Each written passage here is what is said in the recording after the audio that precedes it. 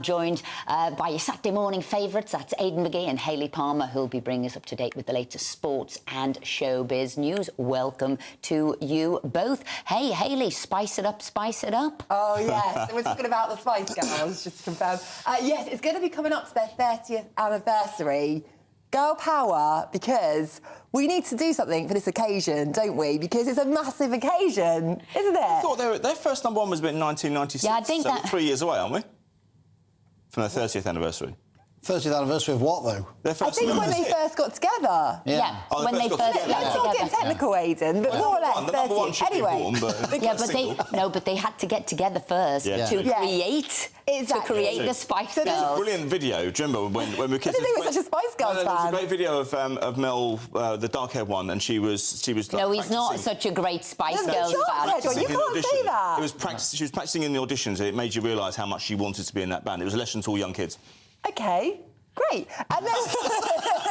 so, they might be getting together at Glastonbury, but I think Posh Spice, the dark-haired one, doesn't want to do it, I think. I don't mean her. Oh, you meant Sporty Spice? Yes. OK, good to clarify. Goodness me. So, there's a vast The one who talk... could sing, I think you meant. How dare you about the Spice Girls? I'm into my 90s childhood. Hayley, just talk to me. Ignore the men. Just talk to me. Thank you. So, there are advanced talks about a Spice Girls movie, but I think it's going to be more of like a jukebox musical.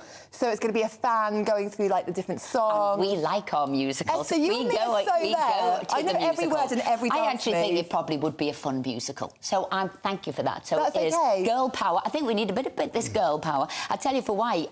We were talking, weren't we, about that kiss, that Spanish kiss. Should the president of the Spanish Football Federation go after that kiss? A lot of the viewers have said no, actually. He should have apologised properly. She should have maybe said, get off and accept the apology. But girl power is definitely taking over in women's football. Well, there's context to this because not many people realise that Spain won that tournament last Sunday, the World Cup, the elite, the pinnacle in their sport, in their discipline, with 7 players, first-team players, not available because they refused last December. 15 players refused to cooperate with the Spanish FA and compete in the team because of the way it was run, including allegations of misogyny. 7 agreed to come back and play. So it was an extraordinary achievement that Spain did that without 7 players. There's context to this. This has been rumbling on for a while. This didn't just pick up. This didn't just start in a blaze last Sunday.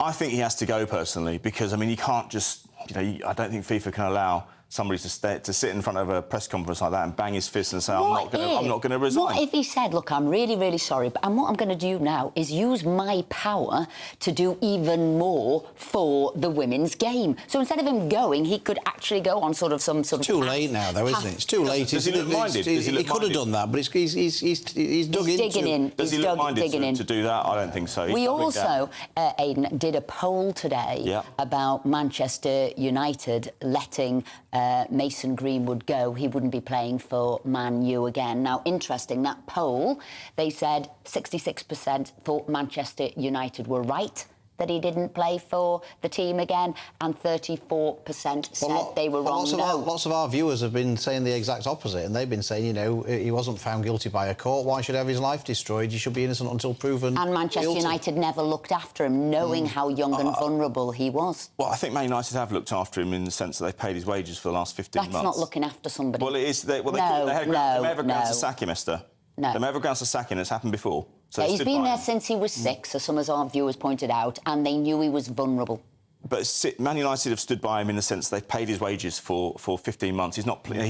They were worried. They wanted to get him back in the team, but it's only because after they had consultation with their sponsors that meant they didn't. They don't want a dwindling asset on their hands. They don't want a player to go somewhere else and lose all his value. He's a young player. So it's all about money then, that's all you're saying. Aidan's all about money. What do you think, Hayley? No comment on this one because I haven't been following that story, but what I have been following is the football last Sunday with the Lionesses.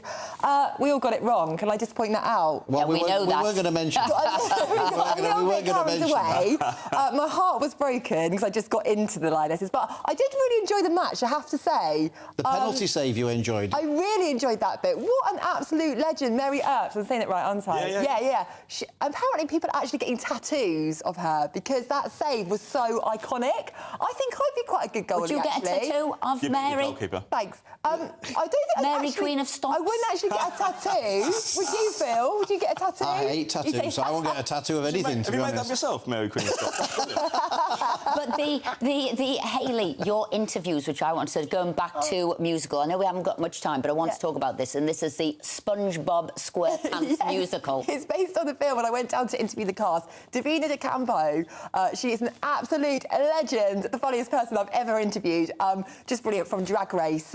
She's starring in it alongside Gareth Gates and alongside Tom Reed Wilson. There's a little clip actually there. They were teaching me some of the dance routines. It's brilliant fun. It's playing now at the South Bank Centre for a couple of weeks longer. And honestly, it's for children, but it's also for adults as well. So get down there. And that's what we need, don't we? Getting us feeling more positive, something to lift the spirits.